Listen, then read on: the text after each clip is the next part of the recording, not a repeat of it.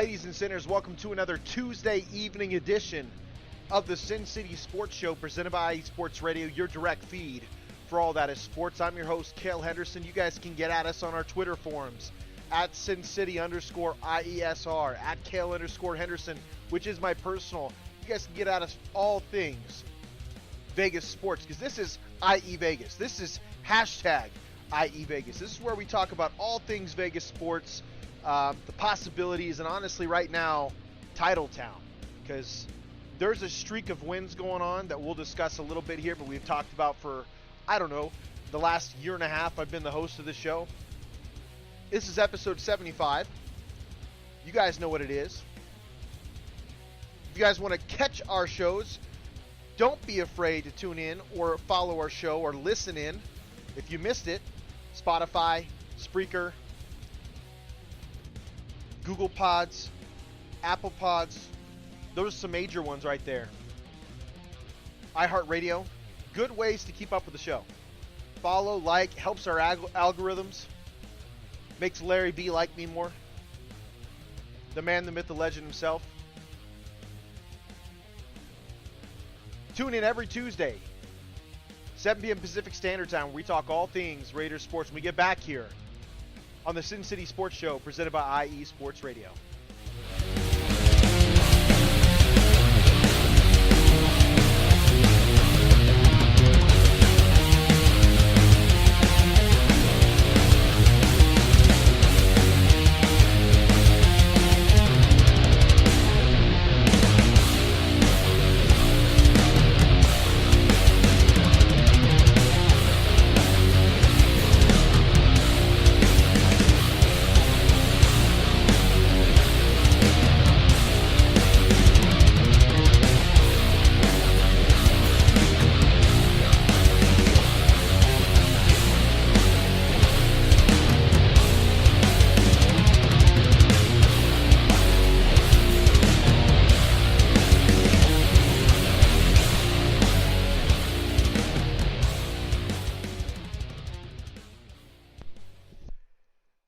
Ladies and sinners, welcome to another Tuesday evening edition of the Sin City Sports Show presented by Sports Radio, your direct feed for all that is sports. I'm your host, Cale Henderson. Two specific topics to talk about today, especially while they're in season. We have the Golden Knights, who are off to an unbelievable start. Actually, I have to say the Pacific Division is extremely competitive this year. Extremely competitive. It's actually very impressive how competitive this division looks. As of right now, you have the Golden Knights at 12-3-1. They'll probably be 12-4 after tonight because I think they currently, let's double check here. Yep, so they lost 3-0 to the Washington Capitals. They're 12-3-1. Still in first place in the Pacific Division, but Vancouver is having a hell of a start to the year. Vancouver, LA Kings, Anaheim, they're in the win column. Like, believe it or not, Anaheim, Mighty Ducks. The Anaheim Ducks are in the win column. They're fourth place in the division right now, which hasn't happened in a long time. But you got Vegas at 12-3-1, Vancouver at 11-3-1. A win tomorrow. Let's take a look here. I'm actually genuinely curious because they're a foe. They're a Pacific Division team. I am actually curious. It does not look like. Yeah, it does not look like the Golden Knights have played them yet. But Vancouver. They play tomorrow night at 9 p.m. on TNT against the Islanders. That'll be actually a really good game. This is what I can tell you. Vancouver wins tomorrow. I mean, you got to tie at first place, and you didn't think that was going to happen starting the season because Vegas was off to a hot start, man. I mean, they were 7-1. Since they were 7-1, they're now 12-3-1. They're not doing a bad job. I just think Vancouver and I think the Vegas and Vancouver are just absolutely phenomenal teams this year.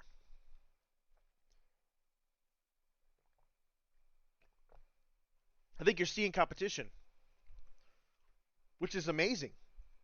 Something we haven't seen in the Pacific Division for a while. Because let's be honest, the LA Kings weren't really a competition last year. Like, Vegas was going to roll through them once they got completely healthy and hit the playoffs. I don't think anybody really had a blemish on Vegas' schedule except for Dallas. until they reached the Stanley Cup final. They still won 4-1?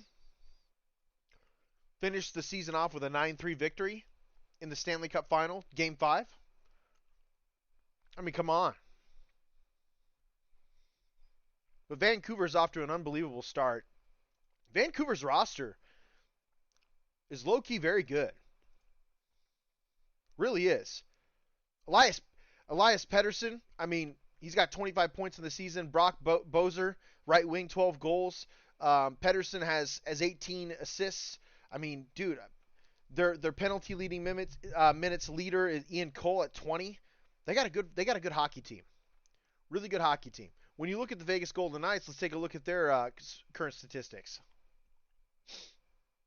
Karlsson at 18. So Karlsson's the leader at 18. Not a bad thing. He's the leader on the goals at 8. Assist. Penalty minutes is Brett Howden at 21, so just a minute more than the Vancouver Canucks. I mean, as of right now, when you look at this, the star player of Vancouver is playing better than any player on the Golden Knights. But the Golden Knights has a tendency, they have a tendency to play team hockey. They have a tendency to do things that fit the team. Larry B chimes in the chat, Raiders, welcome to Victory Tuesday, baby. It only happens like 5 times a year, so enjoy.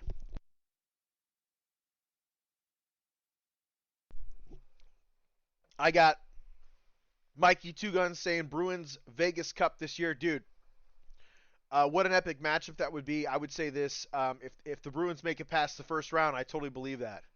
I'm just kidding, man. I know that's throwing shade. They were the President's Trophy winner. I want to say they had the record number of points going into that President's Trophy win because the Bruins were unbelievable last year. I didn't know if anybody was going to be able to compete. Anybody but Vegas, for that matter, was built to compete with the Bruins. I cannot believe the Bruins just absolutely got smoked by the Florida Panthers. And I shouldn't say smoked. It was kind of a reverse sweep, but still. What the hell happened there, man? Or was it a sweep in general? You let me know. But yeah, Bruins Vegas Cup this year would be a ton of fun. That would be absolutely amazing.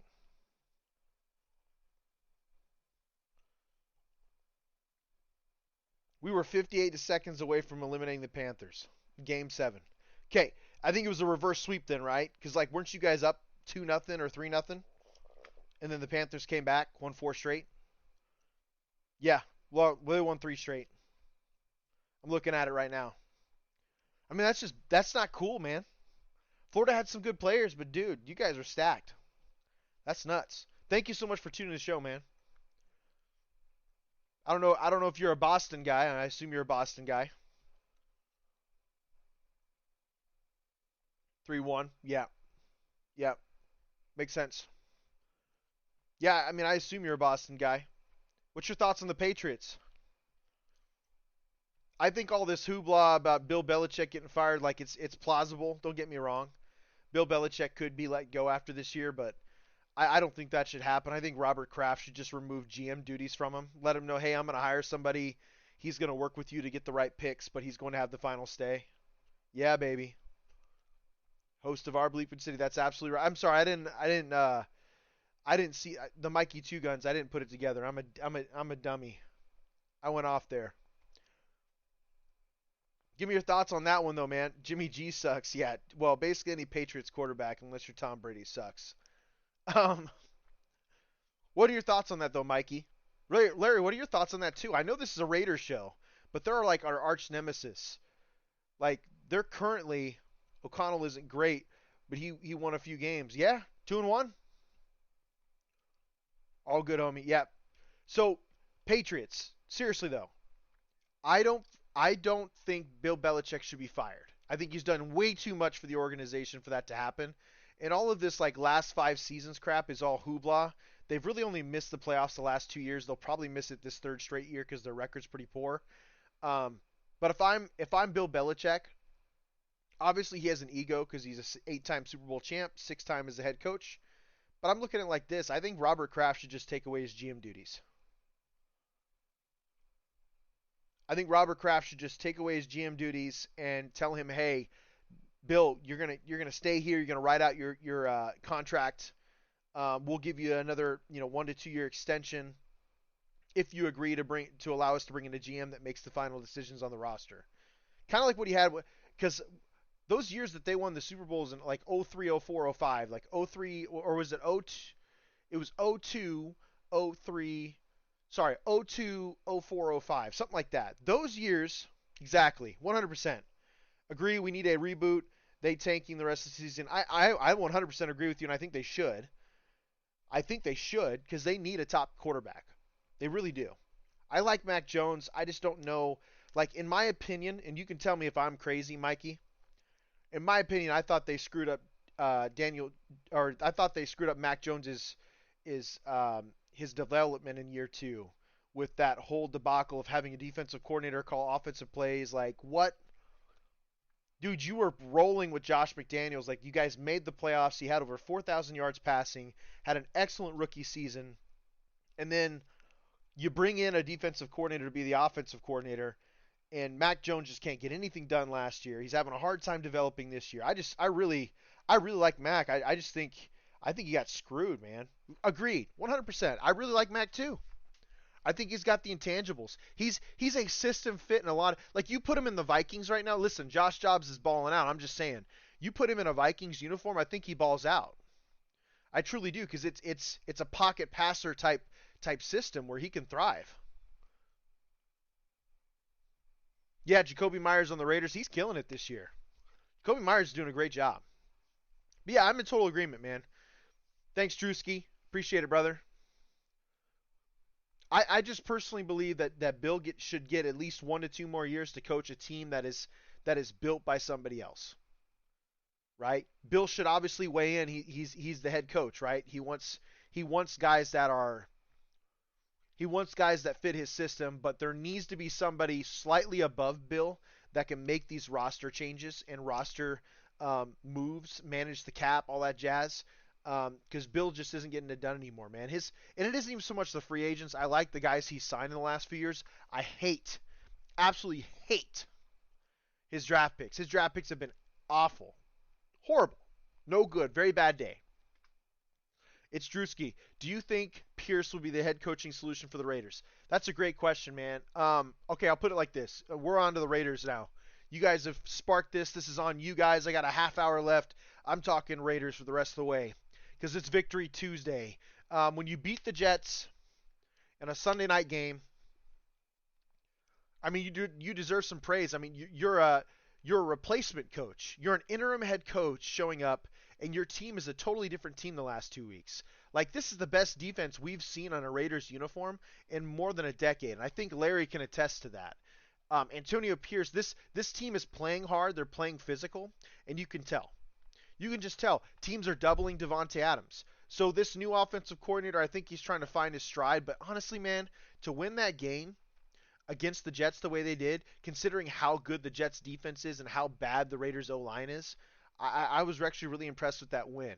Do I think that they beat the Dolphins this week? Absolutely not. I'm not an idiot. I love my team. I love my football team, but I'm not an idiot, right? I'm not tripping. I'm not crazy. I understand, man. The Dolphins are just the truth right now. They're such a good team, so fast. But to answer your question, if not Pierce, who? I think Pierce has earned it. I think you can tell there's a difference between the way this team is playing, the way this team is playing, and the way they played when Josh McDaniels was the head coach. Right? It's a totally different team. They're more physical. They're more fundamentally sound. I think I saw the fewest amount of penalties called on a Raiders team in this last Monday night game than I've seen ever. Period. For a Raiders team. And that's dramatic. Okay? I'm not going to lie to you. That's dramatic. But I'm just being realistic with you, man. Penalties. 3 for 25 yards on the Raiders. Larry, you are listening in right now. You cannot tell me the last time we had a game under 50 yards in penalized yards. You could not tell me the last time we've had that. I can't tell you that. It's been well over a decade. The Raiders have been viewed as the most penalized team for the last decade, and they only had 3 penalties for 25 yards on Sunday. The game before that, it was 4 penalties for 48. Antonio Pierce is fixing mistakes that apparently the Hall of Fame offensive coordinator, so-called, I'm doing parentheses, he won 6 rings as an OC, so he probably deserves, some credit, but I'm just being realistic about the situation. Um, I just haven't seen the Raiders play this clean in a couple years, in about a decade, to be honest with you. And what scares me is I think if the Raiders have Derek Carr right now, we have a winning season. Actually, I think if the Raiders have Derek Carr right now, there's a possibility Josh McDaniels is still here. But I think the Raiders are on the track for a winning season if Derek Carr is still here. I know he's injured with the Saints and he's had his struggles, but there's just Derek is better than Aiden. There's no doubt about that. And I hate to bring up Derek Carr because he's a thing of the past, and I know Twitter goes off on him still, even though he's in a Saints uniform. But dude, I'm just looking at it like the quarterback position is kind of the main Achilles right now. And it's not Aiden's fault. He's a rookie. He's a fourth round rookie. He's on his second coach in his first year. It's unbelievable, man. Second head coach, second play caller in his first year. The same kind of crap that Derek Carr had to deal with, if you guys remember. Because Dennis Allen was fired in 4 games. Dennis Allen was fired in 4 games. He had an interim head coach and a different play caller. I mean, I'm just telling you. That's the realism. And Aiden O'Connell isn't playing bad. You been to Allegiant Stadium yet? I want to catch a game there. I have not been to Allegiant Stadium yet, dude. I want to go. So I should take the back. I've toured it. When I went down to Vegas and they were in the middle of construction but nearly finished, I got to tour it. It was awesome. It's beautiful. I mean, the things they're doing there is unprecedented. Are people out there still keep dreaming alive of a home game Super Bowl? Hell no. They're realistic. Yeah, there's no way.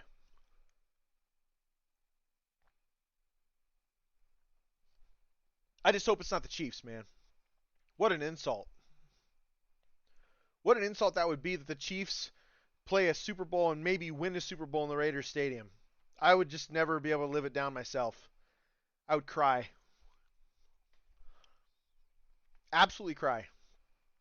But the Raiders are an entirely different team than what they were 3 weeks ago. And I don't even think they've hit their bye week yet, dude.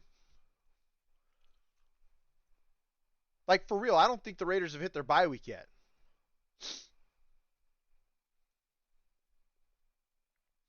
The Raiders will play Miami, Kansas City. What a gauntlet right there. Bye week. Then they play Minnesota, Los Angeles, Kansas City. Dude, the next 5 games suck. Like, let's be honest, this Minnesota team is playing lights out. Like, I think they've won last 4 out of their 5 games. They started with a losing record. Yeah, I don't disagree with you on that, Mike. I thought the Eagles should have won it, but let's be realistic here. The game of football is a game of football. It's a game of inches, right? There were people that were blaming Jalen Hurts for the loss because of that one fumble recovery for a touchdown, even though the guy helped put up 35 points.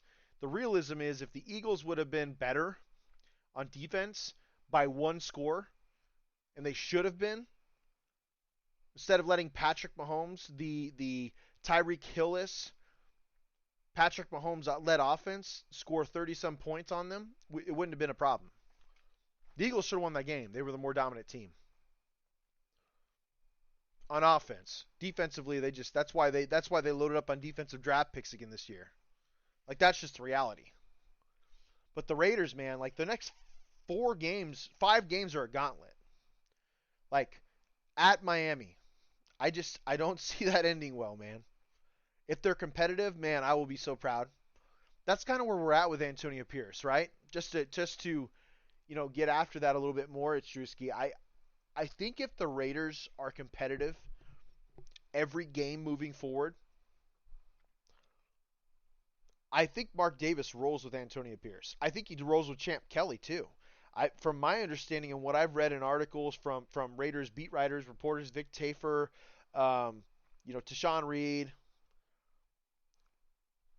guys, you get what I'm saying. The things I've read with those guys is Champ Kelly was a huge get for Mark Davis. Like, he may be the assistant.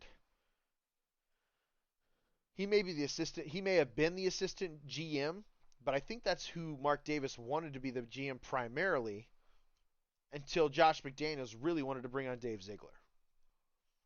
And then at that point, I'm pretty sure Mark Davis said, "Hey, we really want Champ Kelly here." I'm just saying. I think Champ Kelly was the choice. That's who Mark Davis wanted to begin with. Mark Davis also wanted Josh McDaniels, so I get it. It's sketchy, very sketchy.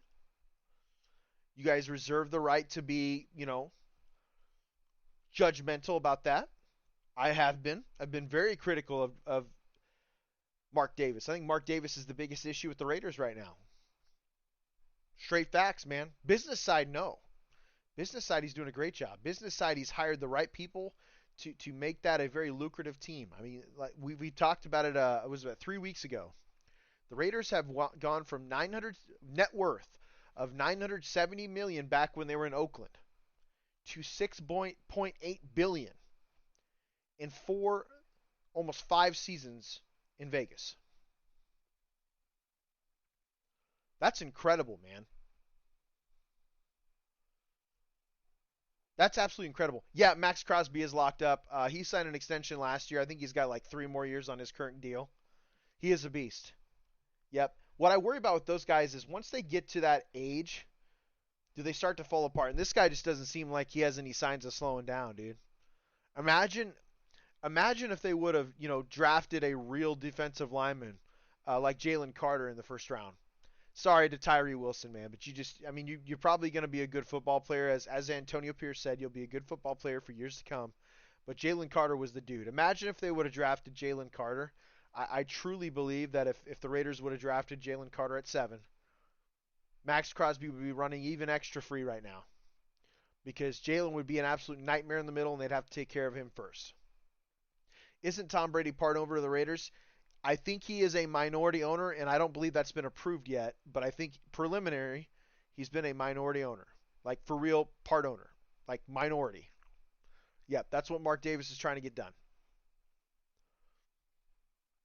And I don't blame Mark Davis because he doesn't have an heir, right? I shouldn't say an heir, like like it's kingly times. Mark Davis doesn't have a son. He doesn't have kids in general.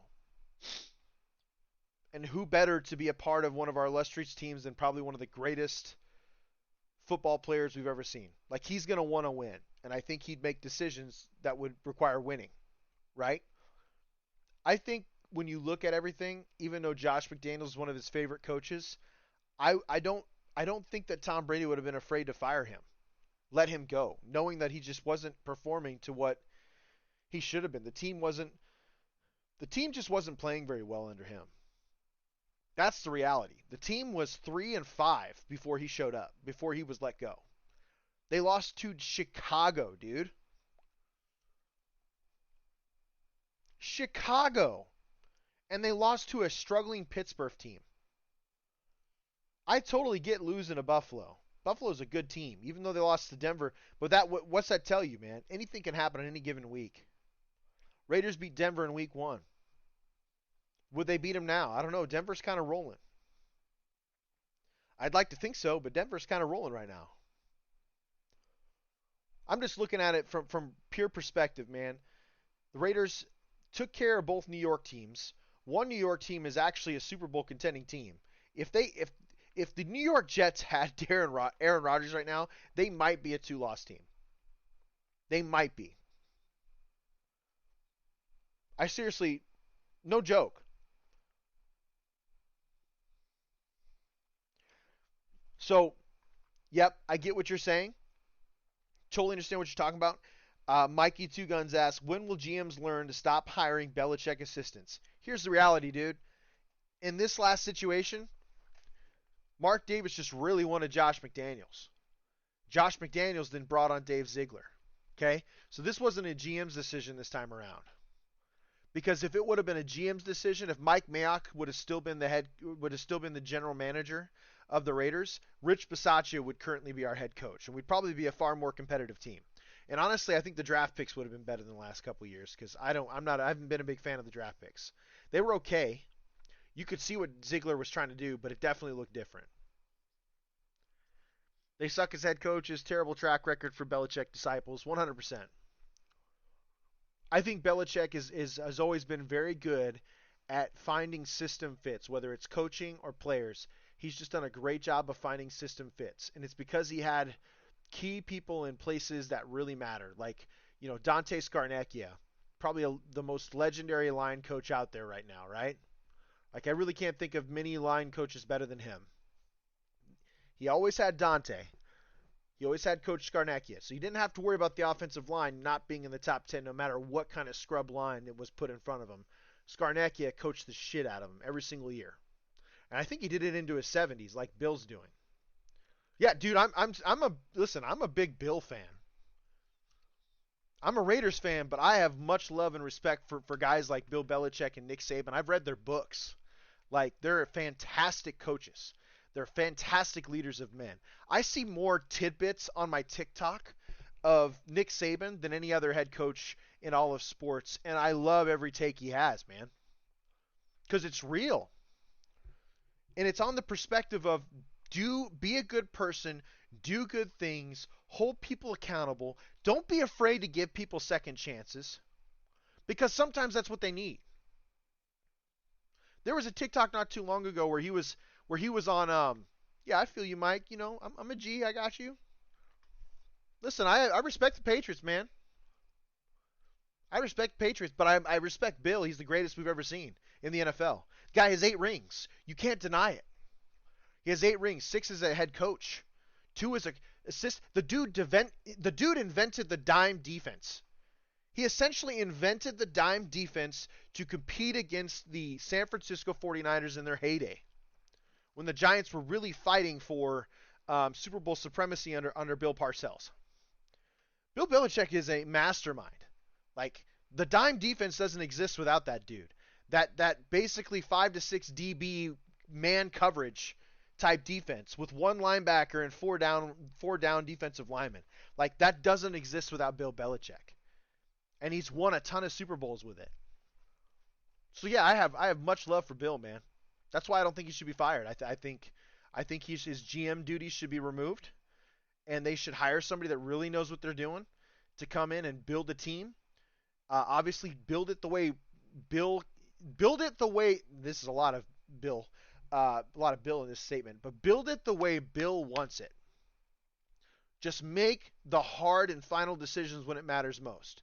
So if Bill wants to spend a second round draft pick on some offensive guard from William and Mary School of the Blind that reads Braille, and this is nothing against, I'm not saying this in a bad way. You get what I'm saying, right? Like, the dude they have at guard now that they picked up, and he was from a smaller college, that was a joke. There were 20 other guards better than him in that draft, and they picked him in the second round. So weird. Like, all they need is a GM that's willing to say, no, Bill, we're not making that pick. We're making the safe pick, and that's the guy that we rated on our draft board. You know what I mean? That's all Bill needs. And I think that's what a lot of these head coaches need, man. These owners got to stop giving these head coaches power. I love the idea of having a GM that makes final roster decisions. It's like a 51-49 or 50, you know what I mean, 55-45 split. The roster decisions will ultimately, Cole Strange. Dude, I mean, Jamarcus Russell takes the cake for worst first round pick ever. But we're on the same page. Like, all Bill needed was somebody in that front office to say, nah, Bill, we're not picking Cole Strange. I have a 3rd round grade on him. If you want to pick him late in the second, if you want to trade back and pick him late in the second, that's fine. That's a good compromise, right? And it doesn't cost the team too much. But the 1st round pick, that's horrible. That's all Bill needs. That's all Champ Kelly needs. That's all Antonio Pierce needs. Dude, even if Jim Harbaugh, and this is the only guy I would say as of right now, unless like Mike Tomlin got fired or let go for some reason from the Steelers for having another so-so season. He'll probably have a winning season because he's never had a losing season. But the Steelers said, nah, Mike Tomlin needs to go. We need to try something new. That'd be the only guy I would say deserves to be the head coach over Antonio Pierce right now, other than Jim Harbaugh. Jim Harbaugh has won everywhere he goes. You guys have heard it here from me before. I have great respect for Jim Harbaugh. I'm not trying to hear about all that signal stealing BS. It's bullshit to me, man. I'm sorry. I'm a football coach. What I would do is whine about it, but no, I got out-coached by the other team. Got out-coached by the other staff. Right?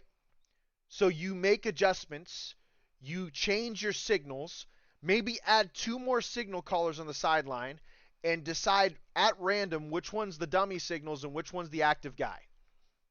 That way they can't just pick up on what you're doing all the time. Right? Like, that is something that any team could have done in their right mind, especially with all the preparation time that these colleges have, and they're just still crying about Jim Harbaugh. Like, you guys are a bunch of losers. You guys are getting beat. Notice that none of the teams that beat Jim Harbaugh are crying. It's only the teams that are consistently losing to them, getting pounded into the ground. They didn't throw a single pass in the second half, man. Jim Harbaugh, to me, is one everywhere he goes, and he makes the most sense to be the Raiders' next head coach. But I don't know if it'll happen. And if it doesn't happen, I totally hope they give Antonio Pierce a shot. I truly do. Give him an extension. Give him 2 years. Allow him and Champ Kelly to build on this team. Like, maybe Aiden O'Connell isn't the guy. Okay, that's fine. Go after a guy this offseason. Or maybe build a team further around Aiden O'Connell. Shore up the offensive line with all the draft picks they have. I think the Raiders have 12 to 14 draft picks next year. If half of them were offense and defensive line, I would not give a shit. I wouldn't care. The Raiders need to build the fronts. And they need to be big, massive, mammoth human beings that are physical. And I mean on film. Not in person, but on film. And you need to see it translate in person. That is what the Raiders need to focus on, because the Raiders were the best team when they were the bullies of their division. Right now we have the Kansas City Chiefs spread team. They do a good job running the football now, but spread team. Denver Broncos. More of a traditional spread. More of a traditional under center spread, but still a spread team. You got the Los Angeles Chargers. They're a multiple offense, but they're finesse. There really isn't a big-time run-the-football bully team in this division, and I think the Raiders are the prime team to take over that. That's their identity. Run the ball, set up, play action. Play smart. Run the ball, play great defense, and that's what they've been doing the last 2 weeks. If they can continue to create a culture like that, and they don't miss on key draft picks like the first to the fourth round, I mean, I'm telling you, those are really, really key draft picks, man. And I would say all your draft picks are key, but I'm just saying you need to try and hit. If you hit on half of your draft picks per year, you're going to see a buildup of players on a year-to-year basis that make a difference on rookie deals. The Raiders have $69 million in cap space next year. That's without Jimmy Garoppolo's cap number figured in, because he's going to get cut. The Raiders can save money after June 1 by cutting him, like $13 million. There's so many options for the Raiders right now. It makes all the sense in the world to give Champ Kelly and Antonio Pierce a shot. You couldn't get worse than what we've seen the last 2 years, man. And as of right now, you just see a much more competitive team. I have no problem saying that if Antonio Pierce was the head coach of this team, they would have beaten Pittsburgh and they would have beaten Chicago. And dare I say they might have beaten Detroit, because Detroit gave the Raiders multiple opportunities to take the game. Detroit didn't win that game. They lost that game. They truly did. Sorry, Detroit didn't win that game. The Raiders lost that game. Do you guys get what I'm saying?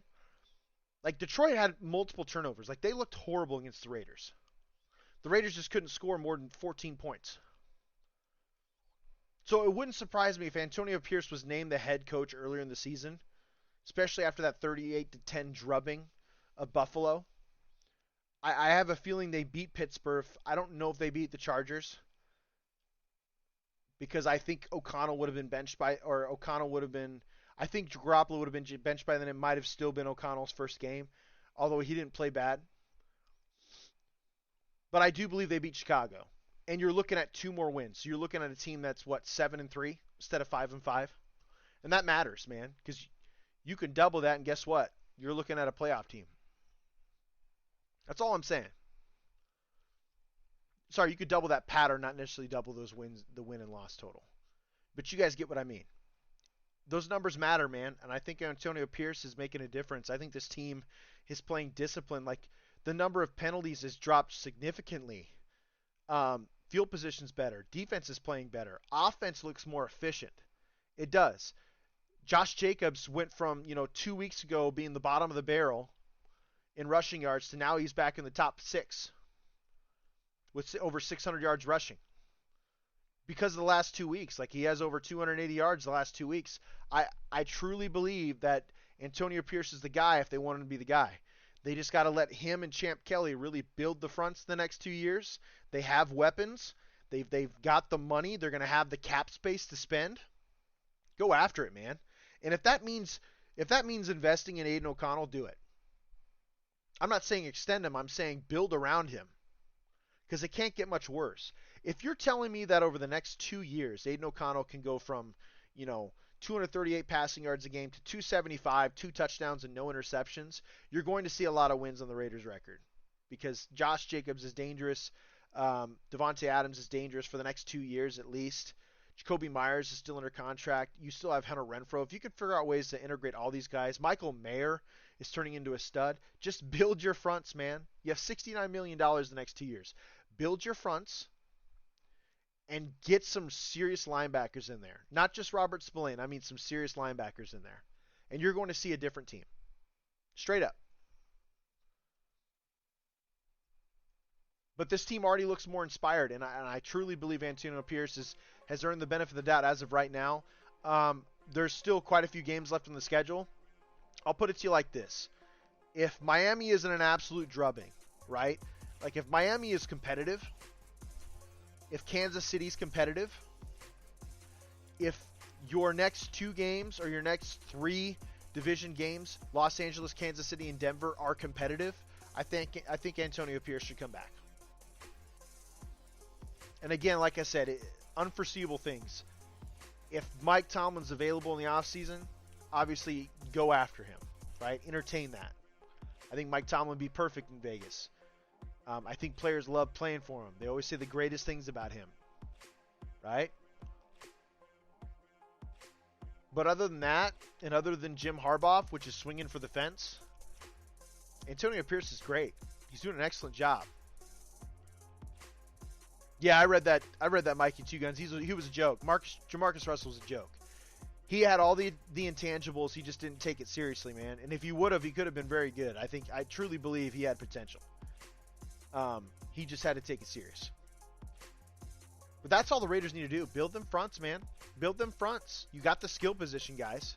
Build them fronts. Get yourself some linebackers. Grab a couple corners, and you're good. You're good the next 2 years. Like, you're a competitor.